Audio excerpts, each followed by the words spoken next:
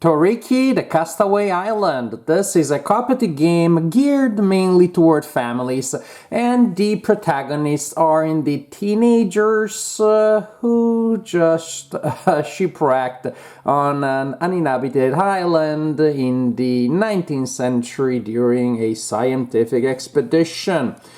The game is split in scenarios and not exactly, I should say in steps or chapters. So there are specific phases of the game and certain materials will unlock as the game progresses, as you probably can figure out by the fact that there are numbered envelopes and you'll be instructed of when to take the components out.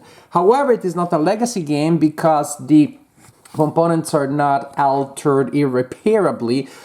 Say the scenarios will instruct you, the various parts of the game will instruct you to remove tokens from this board at specific times, but as you can see, you can put them back, which is precisely what I did here. And so, what are these tokens for? You'll have to play to figure it out, but as you can see, you can remove them and then put them back very easily without any problem, so definitely the game can be reset. Now, we have a board, as you can see. It looks like some parts are missing. Who knows what those are about? So in this review, I'll have to be vague about a couple of things because I don't want to give you spoilers. We have the board that represents what we know the island at the beginning of the game. We have a camp there with some actions that can only happen there. You can craft items, you can sleep, and also you can ask for hints. And if you receive hints, you choose to take hints, you will lower your score at the end of the game. We also have a zoom, basically a zoomed in image of the camp, and as you can imagine, maybe you'll need to place tokens there when you reveal certain things. You will also collect food that you will need to move a little faster around the island. So you also need an app. There's an app for this game, and there will be components with QR codes, and so you will scan to unlock specific content. Maybe you found a certain item, to use a certain item, you scan the QR code on it, and the app will tell you what happens at that point. Maybe you put two items together, and the app will tell you what happens when you do so. The general idea is indeed that you will have mission cards, each explaining something that you're trying to do, and and again with the QR codes there that you can use to ask for hints about specific missions. And then as you move around the island, the app will tell you that you found certain items, and then you take them out of this deck here, and those are again the things that you will use in certain situations.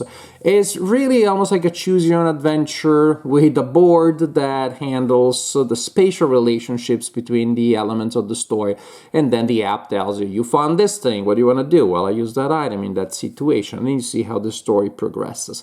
Something very specific about the story is that you can't fail.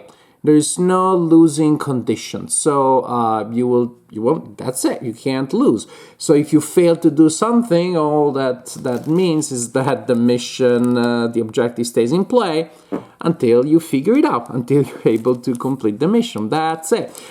So after a while, some descriptions of what's happening, they sound a little scary, but it's in the rulebook already that there's no way of failing the game. And so it's just a matter of like keep playing until you solve all of the necessary steps to complete the general adventure.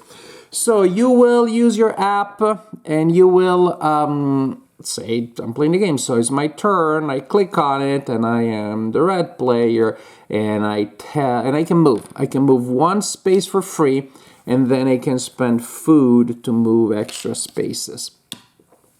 Once I reach a certain location, I'll enter the number of that location in the app, and the app will tell me what's happening and possibly what I can do there. And that's when I may find objects or use objects to complete the missions. And that's pretty much the general idea. Again, I had to keep it vague to avoid spoilers, but really most of the game is self-explanatory because the app tells you what to do and what happens. A couple of other things though, there's a wildlife catalog, so there's sort of like scientific book with really cool illustrations of plants and animals you can find on the island, and there's a section under each illustration where you're supposed to write the name of the new species that you found. You can make notes about what you think they may be useful for in game terms, but vastly the wildlife catalog is for the fun of it.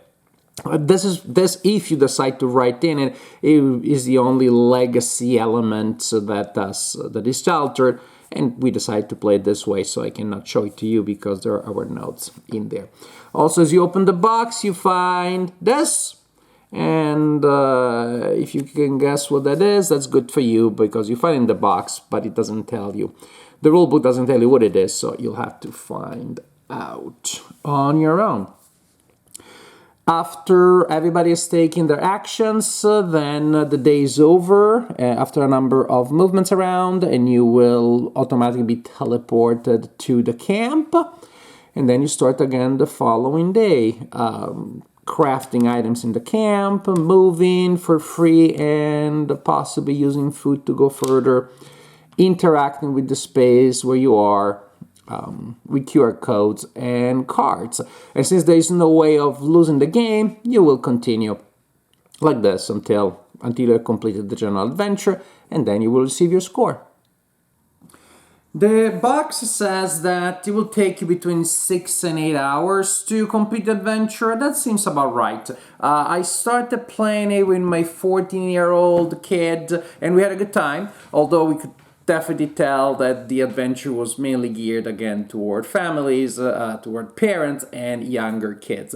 But we still enjoyed our time playing the game. And we played it maybe 2 hours one day, and then 2 hours another day, and then, teenagers are busy. And so I finished playing the game solo, which you can do that with those two characters.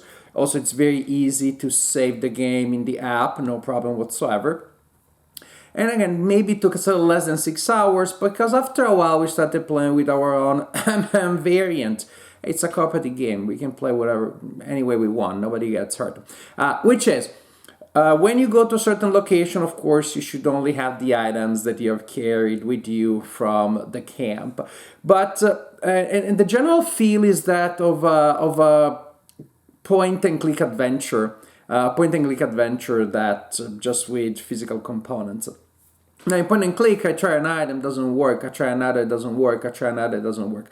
Here, if I carried a certain item to a certain location and it's not the right item, the phone tells me there's no use for that one. Okay, I'd like to try another. Well, you can't that day, or you can't in that action. And so it may happen that you don't have that item, so you're supposed to go back to the camp, get the item the following day, go back and try again. Oh, it's the wrong item, so go back the following day. We found that being in a location and sometimes we just scan the wrong one. That's it. We're just scanning the wrong one. Ah, darn. Then you have to wait until the next day. We found that restriction delays the game, but at least for us, we did not make it a lot more interesting. And so we started teleporting items from one place to the other. So again, it took us almost 6 hours total, maybe 5.5, with the teleporting of the item system. So we have all access to the entire inventory all the time. So I can totally see that if you're playing it by the book, that's 6 to 8, that seems perfectly reasonable. And again, that's another thing. There's a certain hardness, rigidity of the app, but you can work around that one in order to customize your experience a little bit. The components are great. The story is simple, light, and fun. It is really what you expect the survival on a desert island, but with the zany animals popping up here and there. The illustrations on the catalog, really, we had a fun time imagining the kind of name or personality of these animals here. Then there were a couple of times that we did get stuck. Some things weren't too intuitive, but ultimately nothing was too hard, and definitely the hints also were available there. So again, from that point of view, you can definitely customize the degree of challenge that you want to face. Again, I think if this game came out a couple of years ago when my kids were maybe 8 and 10, I think they would have lost their mind from how much they would have enjoyed this. I can totally see younger kids getting into this one like real tough, real good, real deep. Being so nice and peaceful, again, it might not have that oomph that maybe if you're looking at this considering as a solo story driven game for you as an adult player, maybe this game doesn't have that kind of like oomph. But again, the art is cute and pleasant, the story is nice and I would say relaxing. After a while there are some descriptions that seem like ominous and menacing, but they're not gonna do anything because there's no way of losing the game. All that happens is the game will delay up to a certain point when you complete the adventure. So no drama, no big plot twist, just kind of like camping with your friends in the 19th century in an unfamiliar environment with overall fairly simple puzzles to solve. So for families, definitely younger children maybe. I think pretty young really. I don't think you could play with really young kids. There's no reading required, at least from the kids. But it's a nice, light little game. I enjoyed playing it. Again, at this point, I may prefer something with a little more adventure, but I had a good time exploring Toriki with my 14-year-old and then finishing the adventure on my own.